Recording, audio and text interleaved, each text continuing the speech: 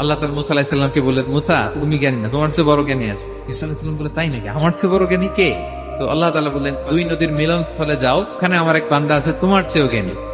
তো আল্লাহ, আমি কিভাবে চিনি উনি কোথায় থাকে, কিভাবে বুঝবো? আল্লাহ বললেন, একটা বড় মাছ নাও, এটাকে ফ্রাই করে একটা ঝুড়ির ভেতরে নাও, যেখানে এই মাছটা সাগরে ঢুকে যাবে ওখানে আমার বান্দাকে পাবে। তো উনি ওনার সহযোগী ইউশা ইবনে নুনকে নিয়ে হাঁটতে হাঁটতে জায়গায় ক্লান্ত হয়ে পাথরের পাশে বিশ্রাম নিলেন। ওই পাথর থেকে আবার এক ধরনের পানি বের হয়, এই পানিটারে বলে জীবন নদীর পানি।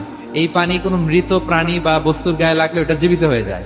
তো ওনারা পাথরে হেলান দিয়ে বিশ্রাম নিচ্ছিলেন, ওই পানি ওই ফ্রাই করা মাছের গায়ে লাগার সাথে সাথে মাছ জীবিত হয়ে ঝুড়ি থেকে বের হয়ে সাগরে ঢুকে গেছে। ওনারা আর খেয়াল করে না। এরপর আবার হাঁটতে লাগলেন, হাঁটতে হাঁটতে যখন ক্লান্ত শ্রান্ত তখন বলে, এই ইউশা, আমাদের ওই ফ্রাই মাছটা দাও, এখন খাই। ঝুড়ি খুলে দেখে মাছ নাই, মাছ গেল কোথায়?